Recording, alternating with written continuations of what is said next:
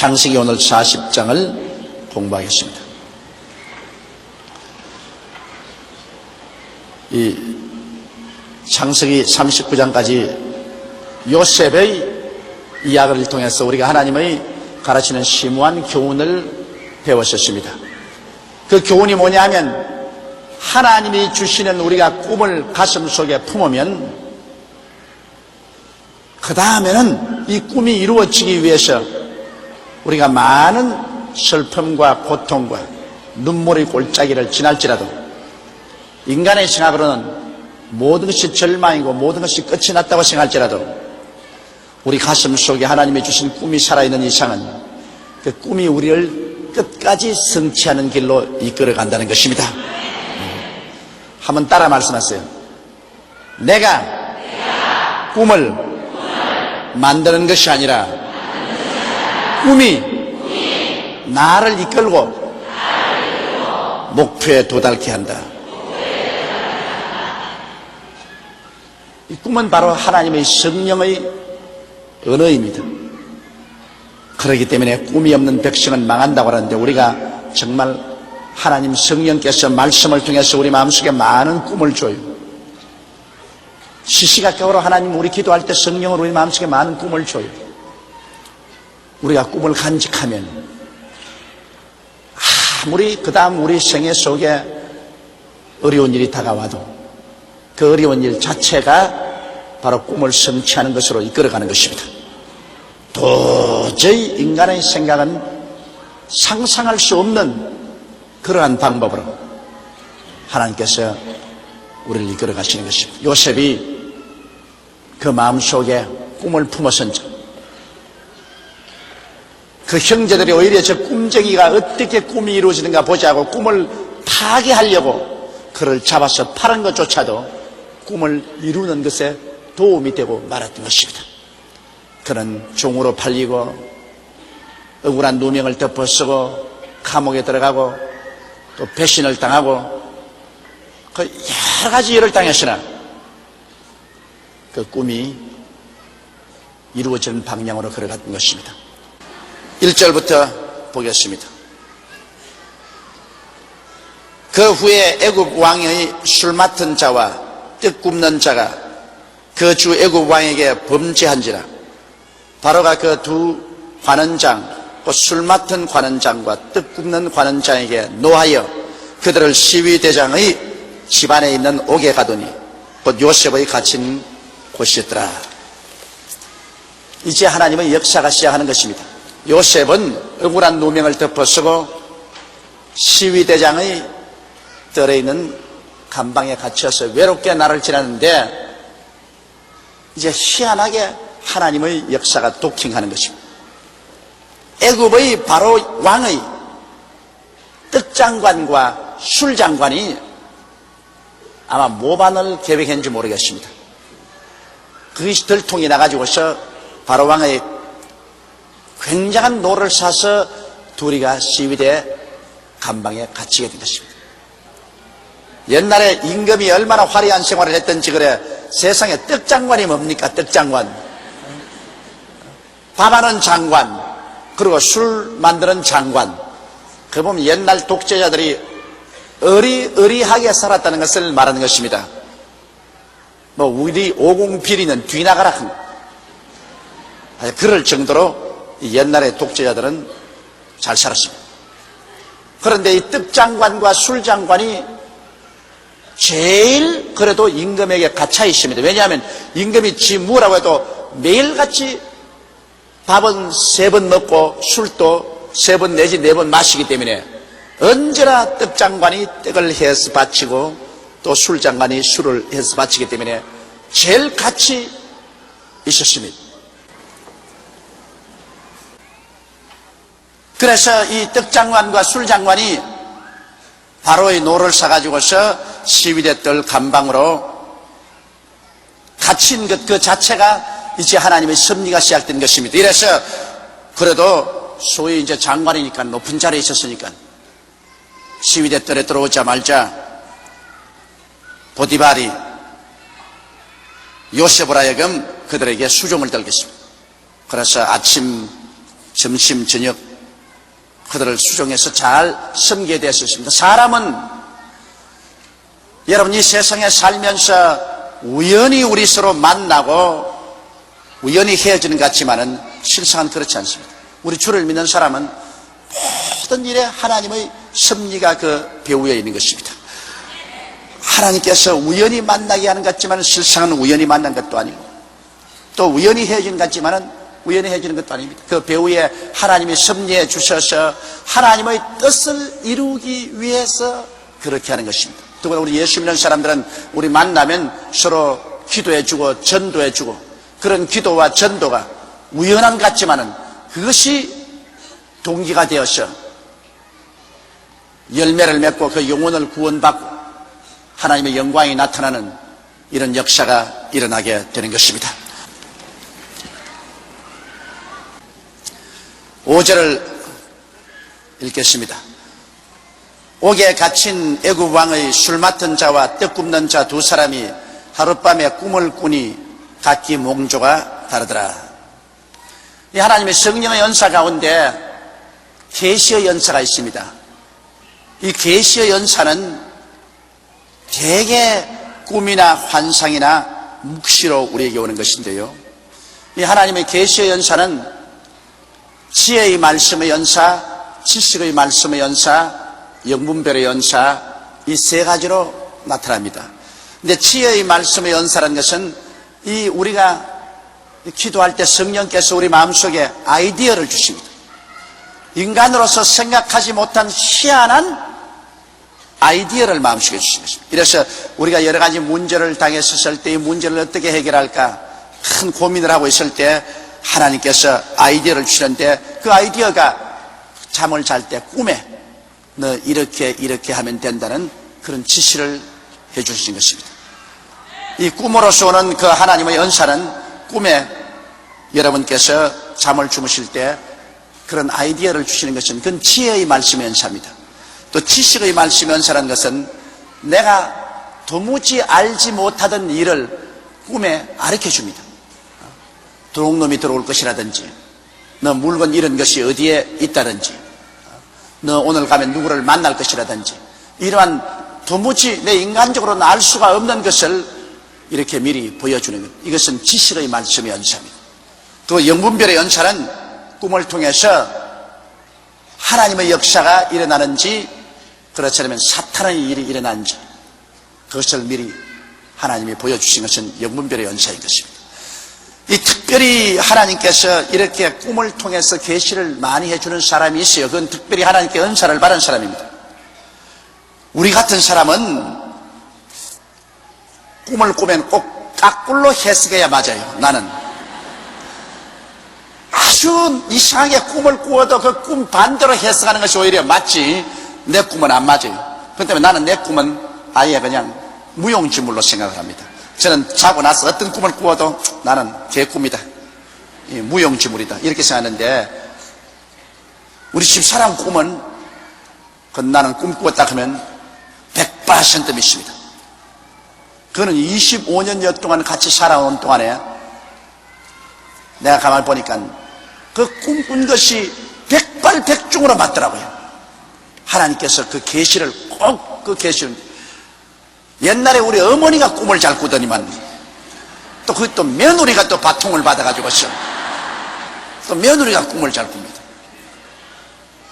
그래가지고서 언제나 아유 여보 나 꿈 꾸었어 하면 내 간이 철렁 내려앉습니다. 혹시 내가 뭐 잘못한 것도 다 하나님이 말해주는 거 싶어가지고서 무슨 꿈 꾸었어? 그 개꿈이지. 그런데 꿈을 말하는 거 보면은 보통 꿈이 아니에요. 그 대개 하나님이 하신 꿈은 주신 꿈은 똑 들으면 성경 읽는 것 같아요. 그 꿈 내용이 꼭 성경 읽는 것 같아요. 그와 같이 여러분 이 하나님께서는 꿈을 통해서 우리에게 말씀하실 때가 굉장히 많습니다. 왜냐하면 이 평소에는 우리 혼이 너무 살아있기 때문에 하나님 말씀하려도 우리에게 이 접촉이 안 돼요. 우리가 너무 이 세상 문제에 관해서 관심을 가지기 때문에 접촉이 안 되는데 잠을 잘 때는 혼이 잠을 자니까 하나님은 영에게 직접 말씀을 할 수가 있는 것입니다. 그래서 이 구약에 보면은 하나님께서 꿈을 통해서 지혜의 말씀이나 지식의 말씀이나 영분별을 해준 적이 대단히 많습니다. 그런데 자, 요셉이 꿈을 잘 해석을 하는 사람이니까 이제 떡장관, 술장관을 반역을 더 하게 하고 난 다음에 감옥에 들어와서 요셉으로 시중들게 하고 난 다음에 이 사람들에게 하나님이 꿈을 주시겠습니다. 그러므로 하나님의 섭리란, 여러분 희한합니다. 하나님의 섭리라는 것은 우리 사람의 보기에는 모든 것이 낭패라고 생각하는데 그 낭패조차도 하나님의 뜻을 이루는 수단이 되는 것입니다. 그래서 이제 요셉이 그들에게 물어봤습니다. 아침에 요셉이 들어가 보니 그들에게 근심빛이 있는지라 요셉이 그 주인의 집에 자기와 함께 갇힌 바로의 관원장에게 묻되 당신들이 오늘 어찌하여 근심빛이 있나이까? 사람이 근심하면 얼굴이 어두워져요. 사람이 마음에 즐거우면 얼굴이 빛이 나요. 얼굴이 환하면 아, 마음에 즐거움이 있구나. 얼굴이 캄캄하면 마음에 근심이 있구나. 이 사람의 마음속의 심령의 그 상태가 그 육체의 모습에 많이 나타납니다. 요사이 미국에는 이 마음과 육체는 하나로 연결되어 있다는 논리를 가지고서 그 이학적인 병 고치는 것이 활발히 연구되어 있습니다. 요사이 미국의 센세이션이 이건 뭐 성경은 우리 옛날부터 이미 가르치고 있는데 마음의 기쁨은 양약이라도 마음의 근심은 뼈로 썩게 한다. 성경은 벌써 옛날부터 되어 있는데 그 이학이 그걸 인정 안 하다가 요사이 비로소 이제 와서 사람의 마음이 육신의 병과 밀접한 관계가 있다. 마음이 즐겁고 기쁨이 충만하면 이 몸속에 병에 대항하는 저항력이 이 피 속에 있는 그 병을 대항하는 그러한 면역성이 굉장히 강해진다는 거죠. 마음이 기쁘고 화평하고 즐거우면 피 속에 그 면역성이 강해져 가지고서 병이 들어오면 그 병을 다 잡아먹어버려요. 그러나 마음이 근심스럽고 염려가 꽉 들어차고 좌절되고 낙심되면은 이 피 속에는 면역소가 약해진다는 것입니다.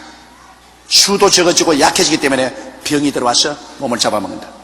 그래서 오늘날 육신의 건강은 사람의 마음의 상태와 절실하게 관계가 있다.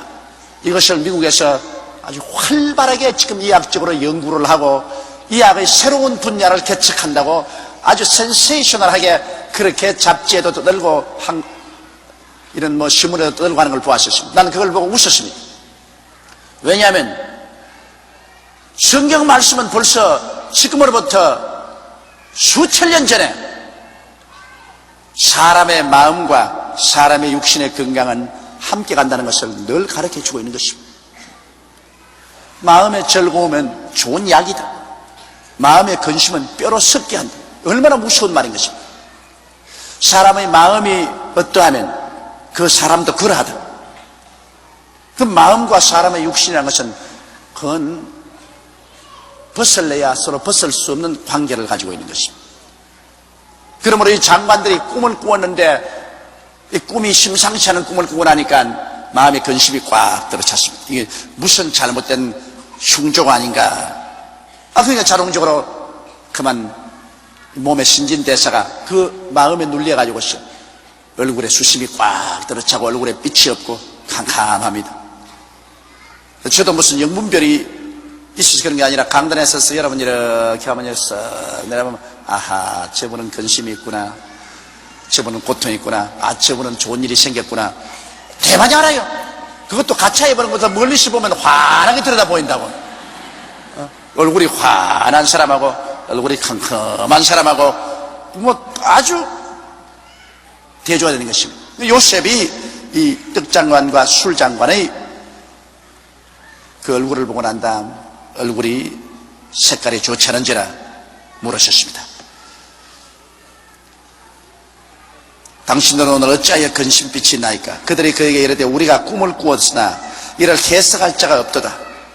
요셉이 그들에게 이르되 해석은 하나님께 있지 아니하니까 청컨대 내게 고하소서. 이 꿈 잘 해석하는 은사를 받은 사람이 있어요. 그래서 하나님께서 그 은사를 주셔서 요셉에게 꿈을 해석할 수 있도록 그렇게 해주신 것입니다. 술 맡은 관원장이 그 꿈을 요셉에게 말하되 가로되 내가 꿈에 보니 내 앞에 포도나무가 있는데 그 나무에 3가지가 있고 싹이 나서 꽃이 피고 포도송이가 익었고 내 손에 바로의 잔이 있기로 내가 포도를 따서 그 즙을 바로의 잔에 짜서 그 잔을 바로의 손에 들었노라. 요셉이 그에게 이르되 그 해석이 이러하니 3가지는 사흘이라. 지금부터 사흘 안에 바로가 당신의 머리를 들고 당신의 전직을 회복하리니 당신이 이왕의 술 맡은 자가 되었을 때 하던 것 같이 바로의 잔을 그 손에 받들게 되리이다. 당신이 득이하거든 나를 생각하고 내게 은혜를 베풀어 내 사정을 바로에게 구하여 이 집에서 나를 건져주소서. 나는 히브리 땅에서 끌려온 자요 여기서 옥에 갇힐 일은 행치 아니하였나이다. 자, 술장관은 참 멋있는 꿈을 꾸었습니다. 하나님께서 좋은 몽조를 술장관에게 주었습니다. 그는 요셉을 보고 내 꿈은 바른 것이 아니라 내 앞에 포도나무가 쫙 생겨나더니만 포도나무에서 3줄기가 생겨나고 그 3줄기에서 꽃이 피더니만 탐스러운 포도가 주렁주렁 열린지라 내가 바로가 마시는 잔을 가지고서 그 포도를 따가지고서 그 포도즙을 짜가지고서 바로에게 드리니까 바로가 마시더라. 요셉이 가만히 있더니만 얼굴에 빛이 반짝반짝 나고 생글생글 웃더니만 탁 무릎을 치면서 그 굉장히 좋은 길조입니다. 당신 술장관이니까 술은 포도나무에서 만드니까 3가지가 났다는 것은 그건 사흘을 말하고 그리고 당신이 다시 바로의 포도잔을 들고서 그 포도의 열매를 짜서 바로에게 들었다는 것은 사흘 후에 당신이 복권되어 가지고서 다시 술장관이 되어서 바로에게 술을 짜서 바치게 되겠습니다. 그러고 난 다음에 이제 요셉이 이제 자기 이제 또 인간적인 부탁을 합니다. 보십시오. 인간적인 부탁을 해도 하나님이 같이 안 계시면 소용이 없습니다. 뭐라고 했냐면 이제 당신 틀림없이 득이해서 바로의 술장관이 되겠는데 내가 부탁 좀 합시다. 나는 여기 사실 12대 때 종으로 들어와 있지만은 여기 들어올 만한 죄를 지은 적이 없어요.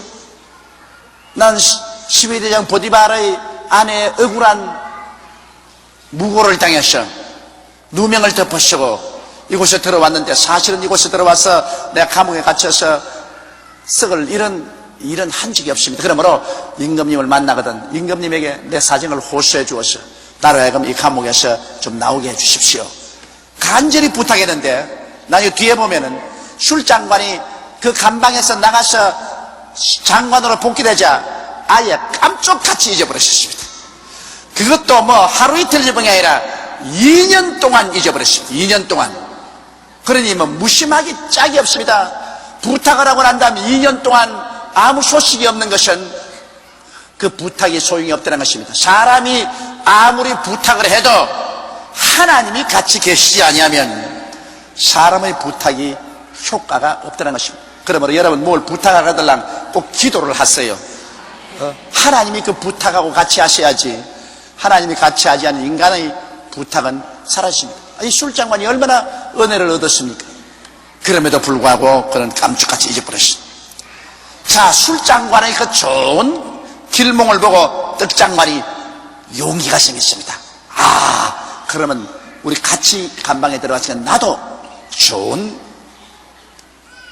일이 있겠다. 그래서 그는 말했습니다. 떡 굽는 관원장이 그 해석의 기람을 보고 요셉에게 이르되 나도 꿈에 보니 흰떡 3광주리가 내 머리에 있고 그 윗광주리에 바로를 위하여 만든 각종 구운 식물이 있는데 새들이 내 머리의 광주리에서 그것을 먹더라. 이게 이제 절단입니다. 바로가 먹었으면 좋은데 왜 새가 와서 먹습니까?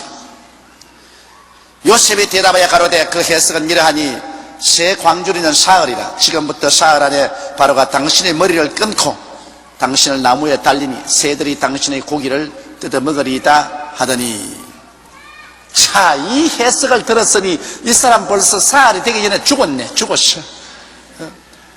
자기는 좋은 해석 줄 알고 내 꿈도 좀 해석해줘요. 내 머리에 떡을 3광주리를 만들어서 였는데 그 위에 바로가 먹는 여러 가지 음식을 만들었는데 새들이 와서 먹더라.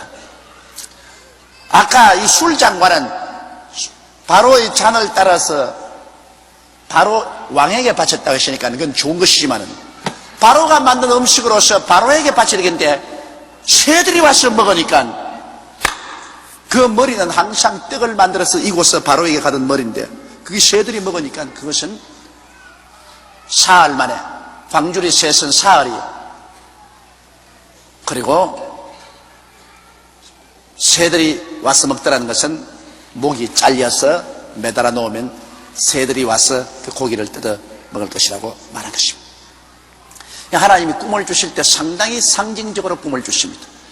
꿈을 그대로 주지 않고 아주 상징적인 그런 꿈을 얘기해 주십니다. 그럼 보통 사람들은 해석이 안 되죠. 포도가지, 나무가지 3개가 사흘이 될 줄 어떻게 알며 떡 3광조리가 그게 사흘 후라는 그 의미를 어떻게 알 수 있습니까? 이런 것은 성령이 주신 꿈은 성령으로 해석이 되는 것입니다, 여러분. 그러면 여러분이 이해할 수 없는 그러나 신비한 꿈이 여러분에게 주어지면 반드시 그 꿈을 가지고서 해석을 해달라고 하나님께 기도를 해서 하나님의 성령이 마음속에 깨닫게 해주도록 하십시오. 자기 마음대로 인간적으로 해석하면 안 됩니다. 여러분이 꿈을 꾸든지 하나님께 계시를 바라면 기도하면 마음에 싹 깨달아집니다. 아, 이것이다. 그 깨달아지는 건 희한합니다. 전에까지는 그 무엇인지 모르는데 이것이다. 이렇게 깨달아져요, 마음속에. 그게 바로 하나님이 주시는 해석인 것입니다. 그러면 해석이 돼요. 요셉은 이 술장관이나 떡장관이 이 꿈을 말할 때 그는 마음속에 하나님이여 이 꿈을 해석해 주시옵소서 기도를 하고 있는데 마음속에 싹 깨달아지거든요. 하나님이 계시란 깨달아지는 것입니다. 아, 3가지는 사흘이고 떡 3광조리도 사흘이다. 딱 깨달아져. 오늘날 또 하나님께서는 우리에게 정말 여러 가지로 말씀하기를 원하시고 계십니다. 왜냐하면 하나님은 살아계시고 우리는 하나님의 자녀인데 하나님께서 우리에게 미리 얼마나 말씀하기를 원하지 않겠습니까? 그런데 우리가 너무 세상에 취해가지고 영적인 음성을 듣지 못합니다. 하나님은 영이시라 예배하는 자가 신령과 진정으로 예배할지라 했는데 우리는 육에 속해가지고서 무엇을 먹을까, 무엇을 입을까, 무엇을 마실까를 늘 생각하고 감각적인 존재로서 눈에 보고 귀로 듣고 코로 냄새 맡고 입으로 맛보고 손으로 만지는 것에 너무 집중해가지고서 영적으로 하나님과 교제를 하질 않습니다. 그래서 하나님께서 말씀을 잘 하지 못하셔요. 하나님께서 여호수아에게 말씀하기를 네가 주야로 나의 율법책을 묵상하고 거기에 있는 것을 다 행하면 네가 어디로 가든지 형통하려고 말합니다. 그건 왜냐? 율법책이란 성경을 말하는데 성경은 하나님이 계시거든요. 주야로 성경을 그냥 읽으라고 말하셨습니다. 주야로 성경을 묵상하라 했습니다. 묵상을 통해서 하나님이 말씀하시거든요. 그냥 읽는 것은 그냥 쫙쫙 그냥 읽어 나가니까 하나님이 미처 말씀할 여가가 없어요. 묵상이라는 것은 하나님 말씀을 읽고 가만히 있어서 하나님의 음성을 듣는 것이 묵상인 겁니다. 내가 하나님 말씀을 읽고 난 다음 그 말씀을 마음속에서 부글부글 이렇게 끌어올리면서 가만히 쉬면 하나님이 내게 말씀을 해주시는 것입니다. 그러므로 우리는 묵상하는 시간을 많이 가야지. 그냥 확 읽어 나가지 말고 성경을 읽고는 내 마음에 부딪히는 말씀이 있으면 그 말씀을 가지고 일단 읽는 것을 중지하고 그 말씀을 다시 되풀이해서 생각하고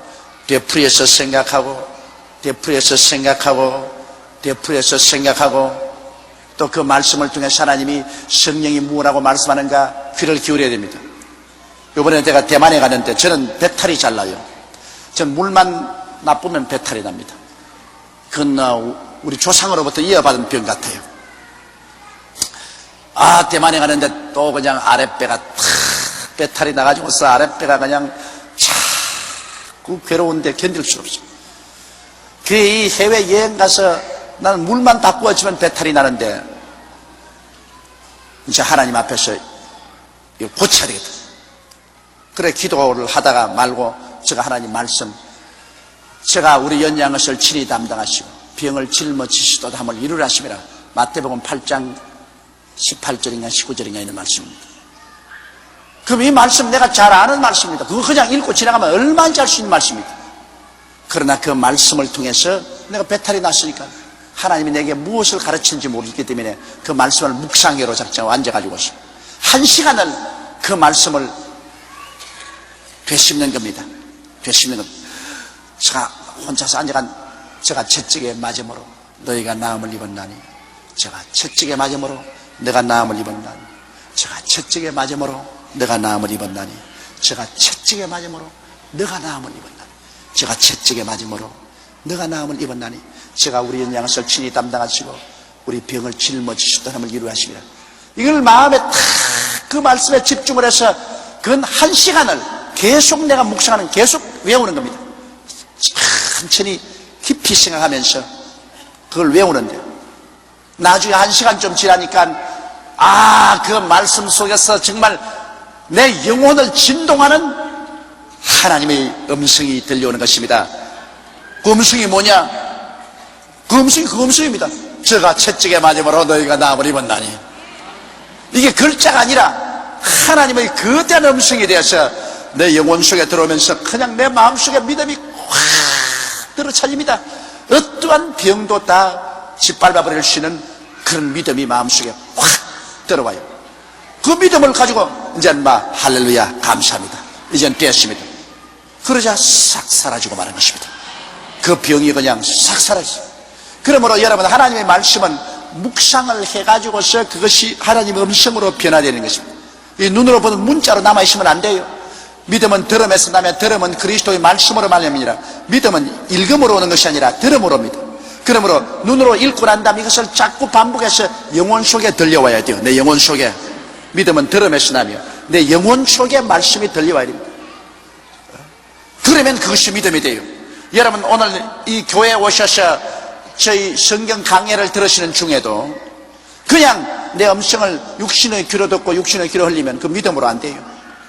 그러나 이것이 여러분의 영혼 속에 들려지게 되면, 여러분 성경으로 영혼 속에 들려지면 이것이 여러분에게 큰 믿음으로 변화되는 것입니다.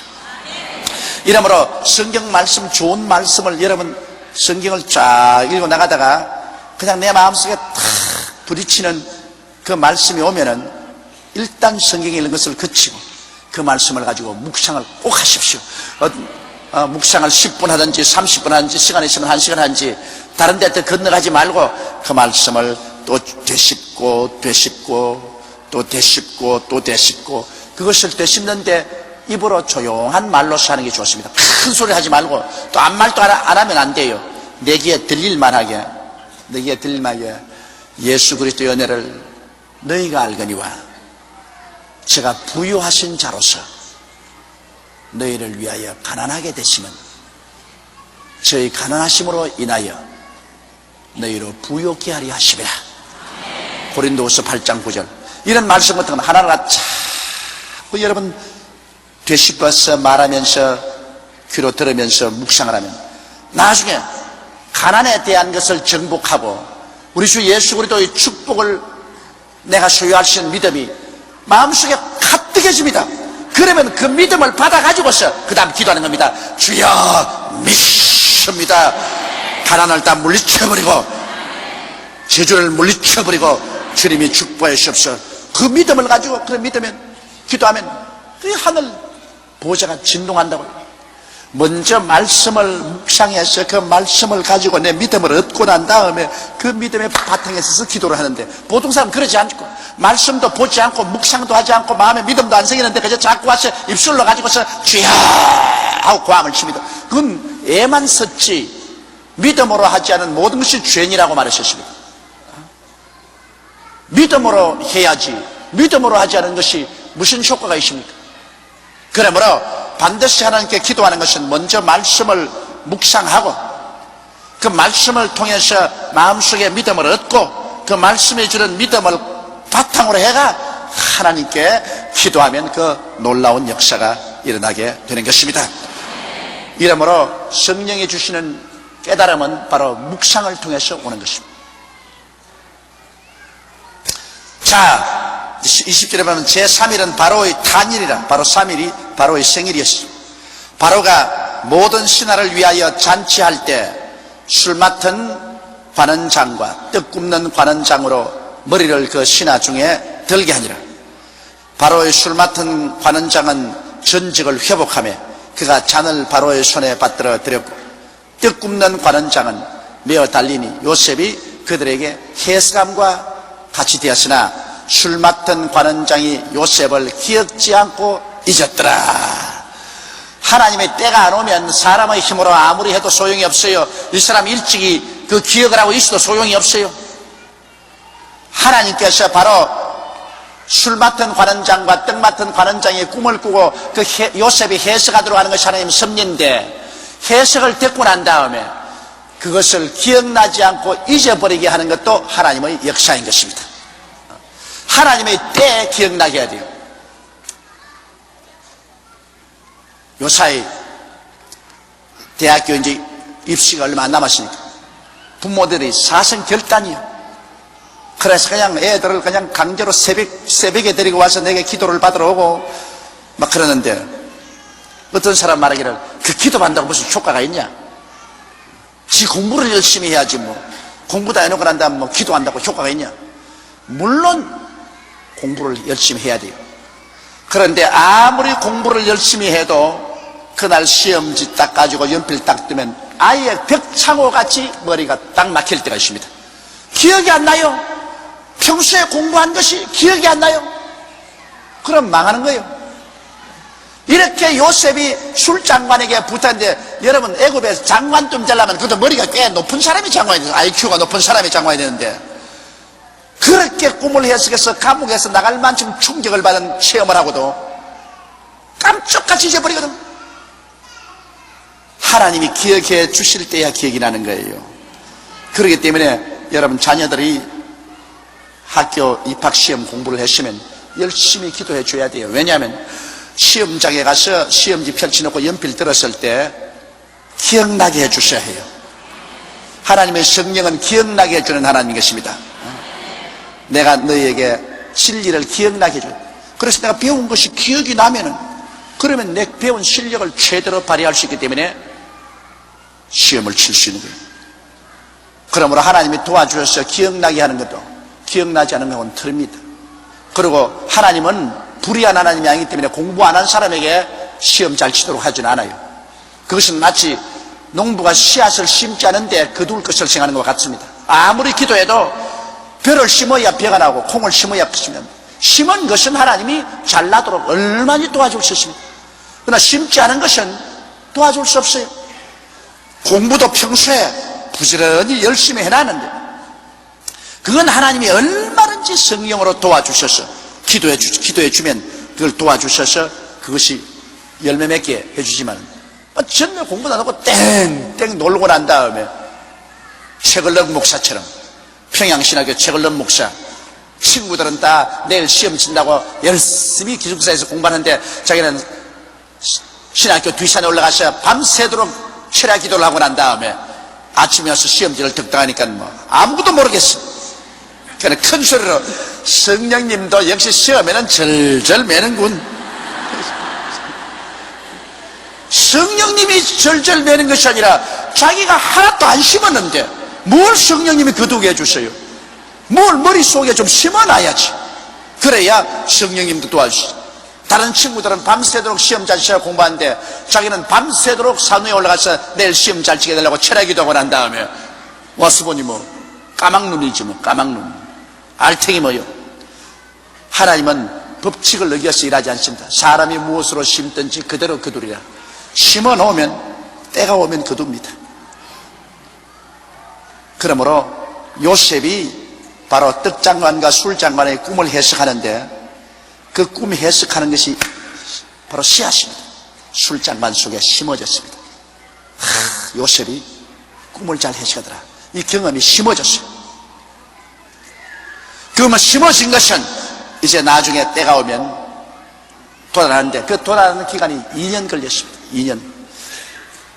41장을 보십시다. 만 2년 후에 바로가 꿈을 꾼 적 자기가 하숙가에 있었는데, 자, 이건 전부 꿈판입니다. 꿈판이야.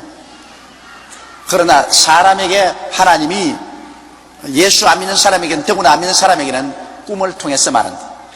그러니까 예수 안 믿는 사람도 희한한 꿈을 꾸지 않아요. 하나님 말씀해 주는 것입니다. 믿는 사람은 성경을 통해서도 말씀하고 기도할 때도 말씀을 할 수 있지만 안 믿는 사람은 성경도 안 보고 기도도 안 하기 때문에 하나님이 안 믿는 사람에게는 꿈을 통해서 말할 수밖에 없습니다. 자, 요셉은 그날 이후로 감옥에서 365일 봄, 여름, 가을, 겨울이 지나가고 또 365일 봄, 여름, 가을, 겨울이 지나갔습니다. 2년 동안 감방에서 요셉은 그대로 시들어지고 있는데 이제는 아무 소식도 없습니다. 그는 탄식을 하고 세상에 술장간 이렇게 무전하오, 내가 그렇게 시중을 들고 꿈까지 해석해 주는데 그런 나를 잃을 수가 있어. 그러나 그 2년 동안 하나님은 요셉은 더 깨어지게 만들고 더 기도하고 신령하게 만들고 하나님은 때를 기다린 것입니다. 때를 기다렸다가 2년 후에 때가 오매 만 2년 후에 바로가 꿈을 꾼 적 자기가 하숫가에 있었는데 나일 강변에 있었다는 것입니다. 아름답고 살찐 7 암소가 하수에서 올라와서 갈밭에서 뜯어먹고 그 뒤에 또 흉악하고 파리한 다른 7 암소가 하수에서 올라와서 그 소와 함께 하숫가에 썼더니 그 흉악하고 파리한 소가 그 아름답고 살찐 7 소를 먹은지라 바로가 곧 깨었다가, 자, 이게 흉한 꿈 아닙니까? 다시 잠이 들어 꿈을 꾸니 한 줄기에 무성하고 충실한 7 이삭이 나오고 그 위에 또 새약하고 동풍에 마른 7 이삭이 나오더니 그 새약한 7 이삭이 무성하고 충실한 7 이삭을 삼킨지라 바로가 깬 적 꿈이라. 아침에 그 마음이 번민하여 보내어 애굽의 술객과 박사들을 모두 불러 그들에게 그 꿈을 고하였으나 그것을 바로에게 해석하는 자가 없었더라. 이거 아주 의미심장한 꿈을 꾸었습니다. 그리고 하나님께서요, 확실하게 이루어질 것은 언제나 2번 연급해 꾸게 하는 것입니다. 두 숫자는 정인의 숫자거든요. 그러므로 예수님께서도 전달합을 할 때 둘씩 보내십니다. 2 숫자는 바로 증거인의 숫자인 것입니다. 그러므로 하나님께서 확실하게 우리에게 말씀하려고 할 때는 2번 연급해 말씀하시는 것입니다. 그런데 바로가 꿈을 꾸었는데 이 꿈이야말로 참 비상한 꿈입니다. 저 나일 강변에 섰는데 보니까 아주 살이 찌고 툭실툭실한 7마리의 소가 올라와서 나일 강변에서 그냥 풀을 와싹와싹 뜯어먹는데 보기 좋습니다.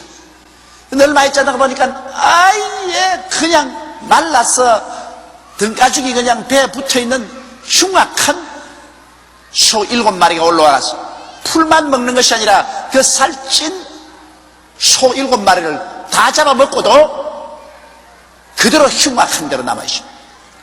그 잠에 깼습니다. 여러분, 하나님이 주시는 계시의 꿈은요, 깨고 난 다음에도 생시와 같습니다.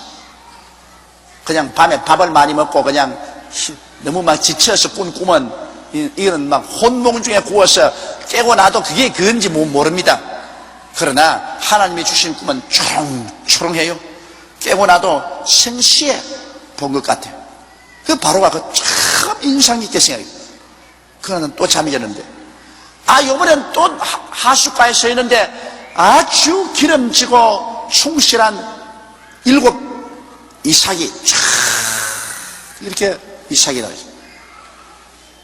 그러더니만 잠시 후에 아주 동풍에 마르고 가뭄에 알맹이는 하나도 없고 쭉쫙한 7 이삭이 나더니만 이 7 이삭이 살찐 이삭을 다 잡아먹어요. 다 잡아먹고도 그대로 쭉쫙하게 남아있습니다. 아주 뚜렷이 봤습니다. 아침에 잠에서 깨고 났는데 그는 실제로 나일 강변에 가서 직접 보고 온 것처럼 기억이 초롱초롱합니다. 그러니까 이건 계시의 꿈이거든요. 계시의 꿈은 여러분이 계시의 꿈이 오면은 아주 초롱초롱합니다. 하나님이 틀림없이 이거는 실제로 내가 꿈을 안 꾸고 본 것처럼 기억 속에서 사라지지 않습니다. 그런 게 계시 꿈입니다. 보통 막 꿈을 안 다음 잊어버리가 아무리 생각도 안 하다가 겨우 기억이 나고 하는 이런 꿈 아닙니다. 그래서 이거 비상한 꿈이다 해서 애굽의 술객들과 박사들을 불러가지고서 그 이야기를 했어요. 이거 해석하라. 하나님이 주신 꿈은 하나님의 성령이 깨닫게 해주시지 사람의 힘으로 해석이 되나요? 그러니까 뭐 술객과 박사들이 입이 벙벙해가지고서 그건 무슨 말인지 모르겠습니다. 이제 그럴 때 이때를 위해서 하나님이 술장관, 떡장관을 반역을 하게 해가지고서 시위대 뜰에 들어오게 한 것입니다. 자, 하나님은 여러분 급하지가 않습니다. 그걸 잊지 마세요. 요셉은 당장 감옥에서 나올 줄 알았는데 하나님은 급하지가 않습니다. 2년 동안 기다렸어요. 하나님은 천년이 하루 같고 하루가 천년 같습니다. 하나님의 일을 여러분 너무 다급하게 생각하지 마십시오. 하나님은 꾹 참고 하나님 하는 일을 기다려야 되는 것입니다. 무슨 일인지 하나님 일은 꾹 참을 줄 알아야지 조급하면 안 되는 것입니다. 2년 후에 이 바로가 이 꿈을 꾸고 난 다음 이 꿈을 해석을 못해서 그래서 바로의 심기가 좋지 않아 온 바로 왕궁에 긴장이 돌고 소문이 쫙 났습니다. 바로가 희한한 꿈을 꾸고 해석을 하는데 해석을 못함으로 심기가 싸나워져 가지고서 오늘 바로에게 결제받으러 갔다가는 박살난다고 오늘 바로 앞에는 조심하라 이런 소리가 났습니다. 술 맡은 관원장이 바로에게 고하여 가로되 내가 오늘날 나의 허물을 추억하나이다. 바로께서 종들에게 놓아서 나와 떡 굽는 관원장을 시위대장의 집에 가두셨을 때 나와 그가 하룻밤에 꿈을 꾼 적 각기 징조가 있는 꿈이라. 그곳에 시위대장의 종된 히브리 소년이 우리와 함께 있기로 우리가 그에게 고하며 그가 우리의 꿈을 풀되 그 꿈대로 각인에게 해석하더니 그 해석한 대로 되어 나는 복직하고 그는 메어 달렸나이다. 자, 바로 이 술장관의 마음에 심어준 요셉의 해석이 이것이 사기 뒀는데 2년 걸렸다고요. 2년 걸렸어요. 당장 사기 난 것도 있겠지만은 2년 걸렸어요. 바로가 꿈을 해석 못해서 절절매니까 확 기억이 나거든. 그렇다. 내가 깜짝 잊었구나. 이럴 수가 있냐. 그 요셉 소년이 내 꿈을 해석해 준 게 2년 전 아니었나. 어떻게 내가 이렇게 감쪽같이 잊어버릴 수가 있느냐. 야, 이걸 고해야 되겠다. 그래서 바로 왕에 가서 꿈 해석자라는 요셉에 대한 이야기를 했었습니다. 이에 바로가 보내어 요셉을 부르매 그들이 급히 그를 옥에서 낸지라. 요셉이 곧 수염을 깎고 그 옷을 갈아입고 바로에게 들어오니 이러니 하나님이 같이 계신 사람은 절대로 망하지 않습니다. 하나님이 같이 계신 사람은 세상 사람이 다 발길로 차고 무시하고 심지어는 감옥에 집어넣고 영원히 거기서 썩으라고 해도 하나님이 썩히지 않은 사람은 썩지 않습니다. 하나님이 높이는 사람 낮출 수 없고요. 하나님이 낮춘 사람 높일 수 없습니다. 하나님이 택한 사람 멸망할 수도 없고요. 하나님이 구원한 사람 지옥도 못 가는 것입니다. 이 우주의 주권자는 하나님이십니다. 감히 절대 주권자 하나님을 누가 대적합니까? 여러분이 다 구원받아서 이 추운 날 이 교회에 와서 이렇게 앉아 계신 것 여러분이 왔다고 생각하면 큰 오해입니다.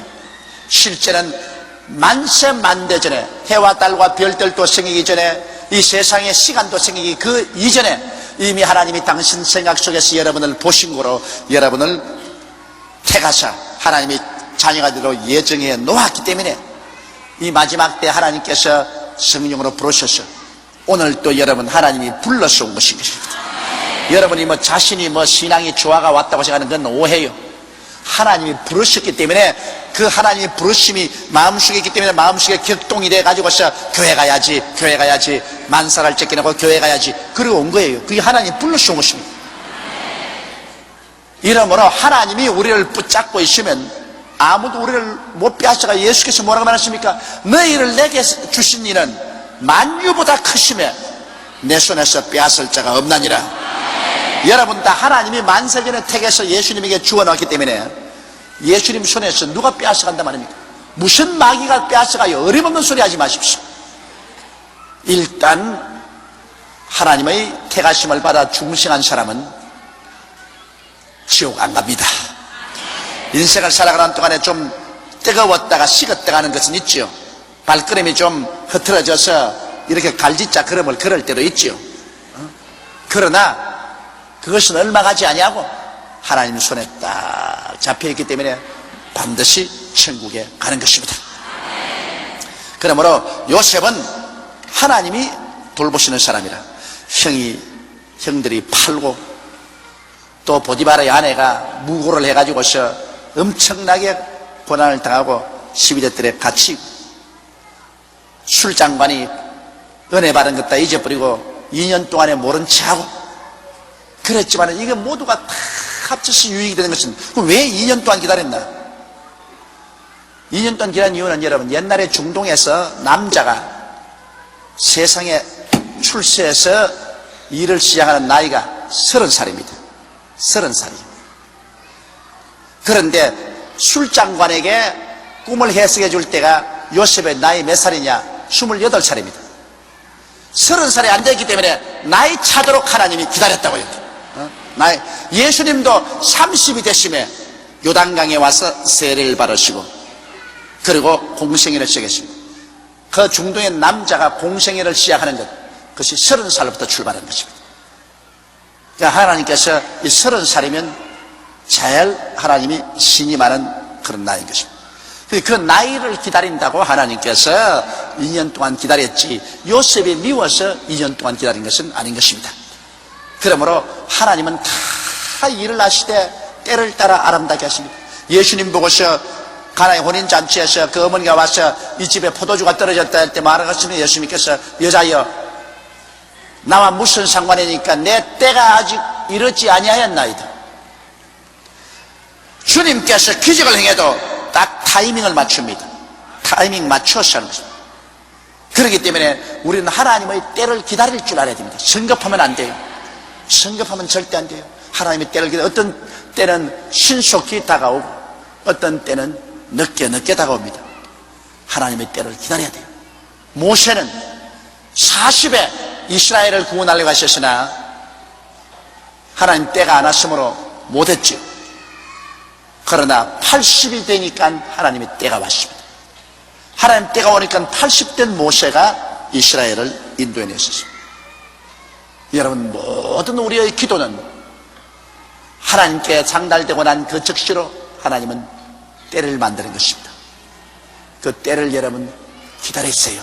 아주 덩직하게 기다리면 반드시 하나님은 때가 오매 이루시는 것입니다.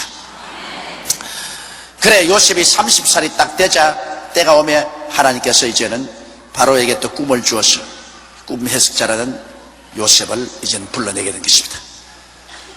바로가 요셉에게 이르되 내가 한 꿈을 꾸었으나 그것을 해석하는 자가 없더니 들은즉 너는 꿈을 들으면 능히 푼다더라. 요셉이 바로에게 대답하여 가로되 이는 내게 있는 것이 아니라 하나님이 바로에게 평안한 대답을 하시리이다. 요셉 참 겸손하고 좋은 사람입니다.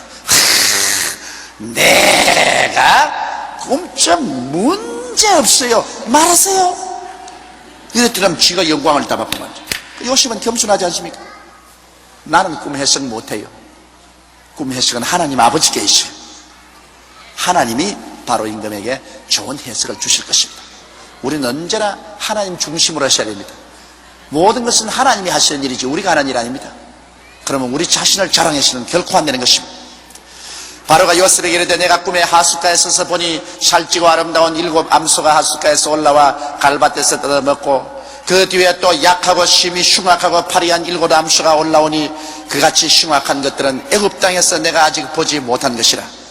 그 파리하고 흉악한 소가 처음의 7살찐 소를 먹었으나 먹은 듯 하지 아니하여 여전히 흉악하더라. 내가 또 곧 깨었다가 다시 꿈에 보니 한 줄기에 무성하고 충실한 7 이삭이 나오고 그 위에 또 쇠약하고 동풍에 마른 7 이삭이 나더니 그 쇠약한 이삭이 좋은 7 이삭을 삼키더라. 내가 그 꿈을 술개에게 말하였으나 그것을 내게 보이는 자가 없느니라. 그래서 바로가 자기가 꾼 꿈 그대로를 요셉에게 설명을 했습니다. 요셉이 바로에게 고하되 바로의 꿈은 하나이라. 하나님이 그 하실 일을 바로에게 보이십니다. 하나라. 앞에 꾼 꿈이나 뒤에 꾼 꿈이나 한 가지 사실을 확실히 보여주기 위해서 그렇게 했다. 7 좋은 암소는 7회요 7 좋은 이삭도 7회니 그 꿈은 하나라. 자, 이게 하나님이 깨닫게 해주셔야지. 아까 떡장관 술장관은 3가지 새 떡반죽은 사흘이라고 했는데 이건 또 7은 또 7회입니다. 그러니 인간의 마음대로 해석을 할 수가 없어요. 하나님이 마음속에 깨닫게 해줘야 되는 것입니다. 요셉이 고하되 바로의 꿈은 하나이다. 하나님이 그 하실 일을 바로에게 보이심이니라. 자, 7 좋은 암소는 7회요 7 좋은 이삭도 7회니 그 꿈은 하나이라. 그 위에 올라온 파리와 흉악한 7 소는 또 7년이요 동풍에 말라 속이 빈 7 이삭도 역시 7회 흉년이니 내가 바로에게 구하기를 하나님이 그 하실 일로 바로에게 보이신다 함이 이것이라. 온 애굽 땅에 7해 큰 풍년이 있겠고 그 후에 7해 흉년이 들므로 애굽 땅에 있던 풍년을 다 잊어버리게 되고 이 땅이 기근으로 멸망되리니 후에던 그 흉년이 너무 심함으로 이전 풍년을 이 땅에서 기억하지 못하게 되리이다. 이것은 무슨 말이냐면 후에 온 흉악한 소가 앞에 살찐 소를 다 먹고도 형편없이 그대로 남아있고 후에 흉악한 7 이삭이 살찐 이삭을 다 먹고도 그대로 쭉 가 있는 것은 뒤에 다가올 흉년이 앞에 있을 7년 풍년보다 더 무시무시한 흉년일 것을 말하는 것입니다. 자, 여기 보십시오. 천재지변도 하나님이 다스린다는 것입니다. 지금 우리 한국의 여러분, 박정희 대통령 때부터 시작해서 지금까지 계속해서 우리 매년마다 풍년이 들잖아요. 한국에 우리 한 번도 흉년이 들지 않았습니다. 계속 풍년 들었습니다. 그게 무슨 우리 한국의 수리 개선이 잘 돼서 그런 줄 압니까? 우리 한국에 1천만 성도가 주야로 기도하고 있고 그 기도를 받아서 하나님이 이 민족을 축복하기로 작정했기 때문에 흉년을 안 보내실 것입니다. 이것도 기도해야 돼요. 우리가 끊임없이 흉년이 오지 않고 풍년이 오도록 하나님께 기도해야 돼요. 애굽에 벌써 다가올 7년 풍년도 하나님이 미리 예언하셨고 그 후에 7년 흉년도 이미 하나님이 예언하셨습니다. 그러므로 풍년과 흉년을 하나님이 당신의 힘으로 작정을 하시는 것입니다. 하나님이 운전하셔요. 그러므로 여러분, 이 인류의 역사라는 것 하나님이 하시는 움직이는 겁니다. 인간이 뭐 아무리 과학이 발달되고 인간의 힘이 뭐 어때고 다 쓸데없는 소리입니다. 하나님께서 풍년을 주시면 나라가 흥하고 아무리 과학이 발달된 미국이나 소련 같은 나라도 하나님이 흉년 주시면 나라가 바싹 망해버립니다. 지금 대한민국과 이북과 보시면 이북에 갔다 온 사람들마다 이구동성으로 말하는 것은 너무너무 이북 사람들이 식량이 부족해가지고 있습니다. 전부 아주 깡깡 마르고 영양실조가 걸려있고 그러기 다 같은 대한민국 땅인데 허리가 반 잘렸는데 이남에는 하나님을 경외하고 이북에는 하나님을 반대하니 똑같은 대한민국 땅인데 이남에는 계속해서 풍년이 와서 우리 밥 먹고 사는 것 걱정 없지 않아요? 우리 먹고 사는 걱정 없습니다. 배고픈 사람 없어요. 그러나 다 같은 대한민국 땅인데 하나님을 반역하고 하나님을 무시하니 거기에 있는 동포들이 흉년으로 말미암아 아주 배를 굽고 있다. 난 최근에 이북에 갔다 온 많은 사람들의 이야기를 듣고 있습니다. 그게 이구동성으로 다른 말이 공산당 간부들만은 잘 먹고 잘 입고 잘 살고 그 외 일반 백성들이 너무너무 옷도 비참하게 입고 깡 마르고 영양실조가 걸려있더라. 이러므로 풍년과 흉년도 하나님이 주시고 행복과 불행도 하나님이 주시는 것입니다. 여러분, 우리가 하나님을 중심으로 잘 섬기면 하나님이 우리 마음에 행복을 주시면 그 사람 불행해 도리가 없어요. 마음에 하나님이 행복을 주시는데 어떻게 불행해져요? 그러나 아무리 부귀의 영화 공명을 가지고 있어도 하나님을 잘 섬기지 않아서 하나님이 행복을 빼앗아가면 아무도 행복하지 않아요. 미국의 세계적으로 가장 부자였던 폴 게티는 내 기억이 뚜렷한가 몰라도 세계에서 가장 부자인데 5번 결혼하고 5번 이혼했어요. 그러고 난 다음 맏아들은 비행기 사고로 죽고 둘째 아들은 알코올 중독자로 정신 이상자가 되고 뭐 셋째는 그렇게 됐어요. 그래서 신문 기자가 폴 게티에 가서 만년에 물었습니다. 당신은 행복합니까? 그러니까 화를 팍 내면서 행복이 어디 있어? 그러더라고요. 세계적인 갑부였던 폴 게티가 행복이 없었어요. 행복은 여러분 물질을 많이 가짐으로 행복이 옵니까? 인간의 행복이란 절대로 권력이나 물질적인 탐욕에서 오지 않는다. 행복은 하나님이 주셔야 행복해질 수 있다. 하나님이 안 주시면 행복은 오지 않는다. 그러므로 여러분, 이 우주의 절대 주관자여 중심은 하나님인 것입니다. 하나님을 떠난 인생은 지가 무슨 말해도 절대 행복하지도 않고, 그리고 그 미래의 희망도 없습니다. 하나님만이 풍년도 주시고 흉년도 주시고 행복도 주시고 불행도 주시고 건강도 주시고 슬픔도 주십니다. 그러므로 우리가 예수 그리스도 이름으로 하나님을 찾아야 돼요. 잘 살려면은 우리는 수직적인 인생관계를 먼저 가져야 되지. 위로 하나님을 찾아야지. 그러면 수평적인 인생관계는 해결이 되는 것입니다. 하나님 제껴놓고 내 혼자 그냥 수평적으로 그냥 무엇을 먹을까, 무엇을 입을까, 무엇을 마실까, 어떻게 행복을 얻을까, 그냥 바짓바람 치맛바람 다 날리면서 뛰어댕겨도 그런다고 해서 행복이 다가오지는 아니하는 것입니다. 그러므로 하나님께서 인간의 역사와 운명을 좌우한다는 것을 여기에 뚜렷이 볼 수 있습니다.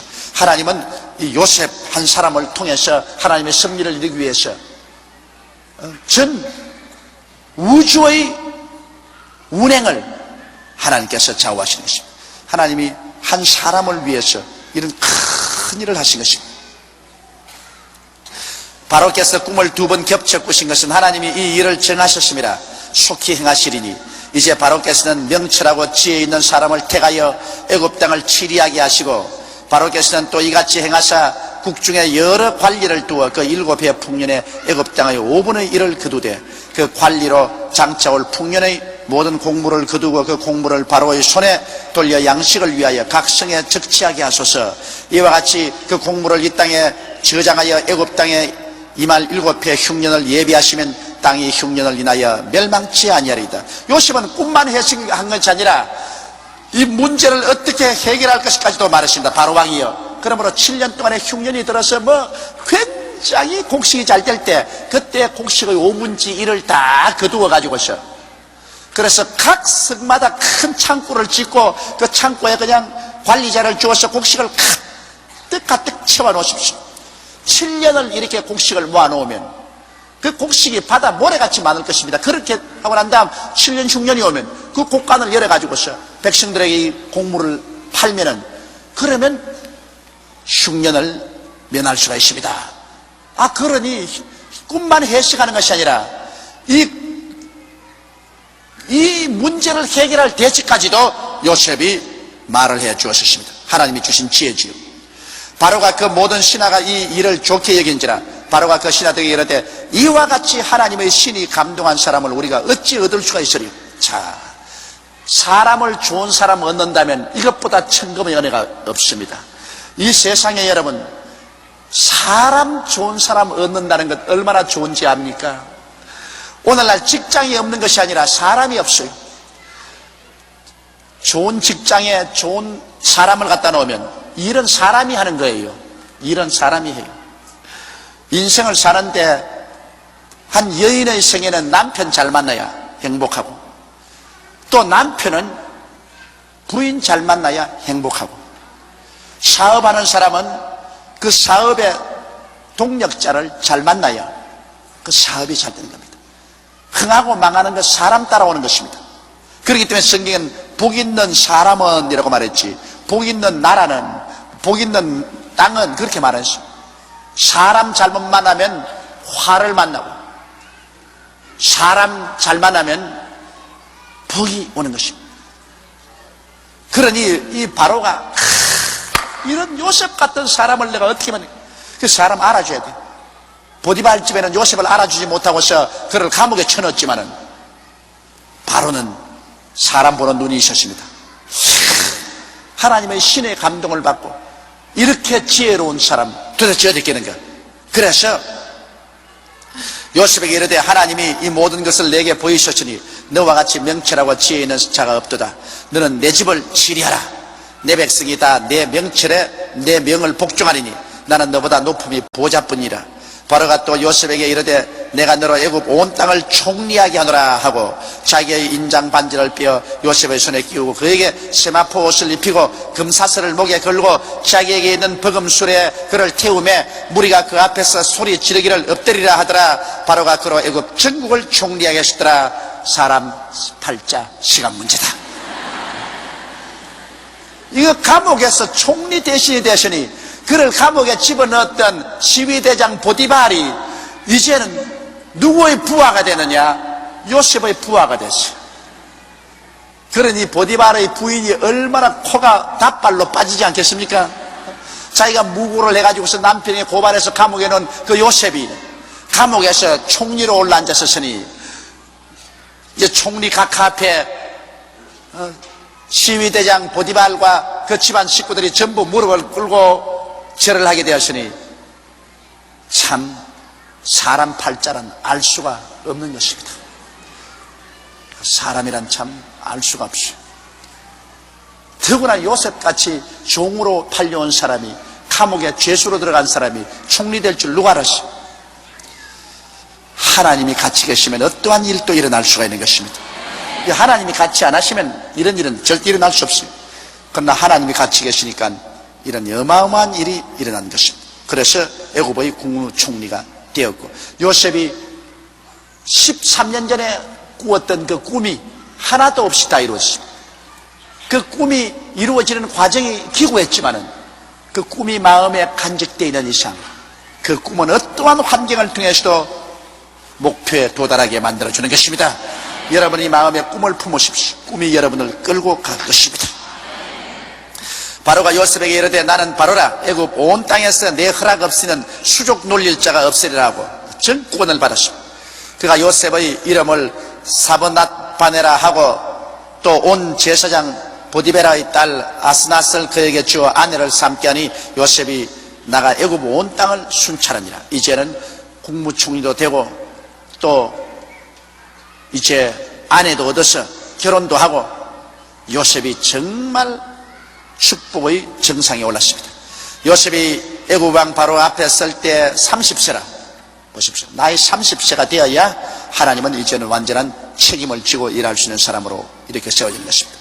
그가 바로 앞을 떠나 애굽 온 땅을 순찰하니 7해 풍년에 토지 소출이 심히 많은지라 요셉이 애굽 땅에 있는 그 7년 곡물을 거두어 각성에 저축하되 각성 주위의 밭의 곡물을 그 성 중에 저장하며 저장한 곡식이 바다 모래같이 심히 많아 세기를 거쳤으니 그 수가 한이 없습니다. 얼마나 풍년이 들어서 곡식이 잘 됐든지 그 곡식을 이제는 나중에는 그 섬을 셀 수가 없어요. 그만큼 풍년이 들었습니다. 그 다음에 흉년이 들기 전에 요셉에게 두 아들을 낳되 곧 온 제사장 보디베라의 딸 아스나시 그에게 낳은지라 요셉이 그 장자 이름을 므낫세 잊어버렸다 그 말입니다. 잊어버렸다는 것은 원한을 다 잊어버렸다 그 말인 것입니다. 고향 삼천 떠나서 아버지 그립고 형들이 자기를 팔은 그 원한의 슬픔, 이 모든 고통을 이제 하나님 축복 가운데서 다 잊었다. 과거는 다 청산했다. 이제 과거는 다 잊었다. 그래서 그 아들의 이름을 므낫세라 했어요. 여러분 이걸 볼 때 요셉이 얼마나 그 마음속에 고통이 쌓였다는 것을 볼 수 있습니다. 17년의 객지 생활에 한없이 아버지가 그립고 집이 그립고 그리고 형들에 대한 그 괘씸한 생각, 그 원한스러운 생각이 마음속에 늘으시는데 자기가 잘 되면 잊어버릴 수 있습니다. 국무총리가 되고 결혼도 하고 첫 아들 낳으니까 이제는 다 잊었다. 므낫세다. 이제는 과거 다 잊었다. 하였으니 하나님이 나로 나의 모든 고난과 나의 아비의 온 집 일을 잊어버리게 하셨다며 차자의 이름을 에브라임이라 하였으니 하나님이 나로 나의 수고한 땅에서 창성하게 하셨다 하미더라. 하나님이 수고한 땅에서 크게 창성했다. 그러므로 하나님이 하시는 일은 그것인 것입니다. 하나님은 우리의 과거의 모든 슬픔과 원한을 잊어버리게 하시고 하나님은 우리에게 장성한 축복을 주시기를 원하시는 것입니다. 바로 요셉에게 섭리한 것이 이 하나님의 역사입니다. 우리 예수 믿는 사람은 끝이 좋다 그 말인 것입니다. 예수 안 믿는 사람은 아무리 처음이 좋아도 끝이 나쁠 때가 많은데 우리 예수 믿는 사람은 끝이 좋습니다. 처음은 나빠도 끝이 좋아요. 그것이 하나님이 우리에게 베푸신 선하신 은총인 것입니다. 애굽 땅에 7해 풍년이 그치고 요셉의 말과 같이 7해 흉년이 들기 시작하며 각국에는 기근이 있으나 애굽 온 땅에는 식물이 있더라. 애굽 온 땅이 주림에 백성이 바로에게 부르시어 양식을 구하는지라 바로가 애굽 모든 백성에게 이르되 요셉에게 가서 그가 너희에게 이르는 대로 하라 하니 흉년이 들어 먹을 것이 없으니 나라 임금에게 먹을 것 달라고 백성이 아우성치니까 임금은 걱정할 것 없어. 그런 좋은 총리 대신이시니 임금이 뭘 걱정해서 요셉에게 가거라. 요셉이 다 알아서 해줄 것이다. 온 지면에 기근이 있으며 요셉이 모든 창고를 열고 애굽 백성에게 팔세, 애굽 땅에 기근이 심하며 각국 백성도 양식을 사려고 애굽으로 들어와 요셉에게 이르렀으니 기근이 온 세상에 심함이었더라. 그래서 하나님은 요셉을 통해서 미리 예비하셔서 그렇게 큰 기근이 다가와도 기근을 능히 이기고 나갈 수 있게 만드는 것입니다. 여기서 다시 한번 여러분, 하나님이 우리에게 보여주신 것은 하나님은 야훼 일에 예비하는 하나님이신 것입니다. 한번 따라 말씀하시죠. 야훼 일에 예비하시는 하나님. 하나님은 미리 아시는 거로 미리 예비하십니다. 하나님은 요셉을 통해서 애굽 땅에 흉년이 올 것을 미리 아시는 거로 풍년을 먼저 주어서 예비를 해놓고 흉년을 이기게 하시는 것입니다. 우리가 하나님을 중심으로 섬기고 나가면 우리가 환난을 안 당한다고는 말할 수 없어요. 우리에게 환난도 다가오고 시험도 다가오고 고통도 다가오고 괴로움도 다가옵니다. 다가와요. 그러나 반드시 환난 당하고 시험 당할 점에 하나님이 피할 길을 내사 너희로 능히 이기게 하시느니라. 하나님은 우리가 알지 못한 사이에 다 예비해 놓습니다. 그거 다 회복하고도 남음 있도록 하나님이 미리 예비해 놓는 것입니다. 그러므로 예수 믿는 사람들은 하나님 중심으로 내가 살고 하나님 뜻을 받들고 살았었으면 어떤 일이 다가와도 하나님은 그에 대해서 미리 예비해 놓았다는 것을 알아야 되는 것입니다. 눈에는 정가 안 보이고 귀에는 소리 안 들리고 손에 잡히는 것 없어도 좋습니다. 성경은 하나님이 자기를 사랑하는 자를 위해서 예비해 놓은 모든 것은 눈으로 보지 못하고 귀로 듣지 못하고 마음으로도 생각지 못했다는 것 같음이라 했습니다. 인간으로서는 도저히 이해할 수 없어요. 그러나 시간이 지나가면 착착 하나님이 예비하신 손길이 나타나기 시작하는 것입니다. 이러므로 우리는 예비하는 하나님과 함께 살게 될 때 얼마나 큰 기쁨을 가지고 살 수 있는지 모르겠습니다. 그렇기 때문에 욕심낼 필요 없어요. 하나님 예비의 쉼을 따라서 우리가 살아야지.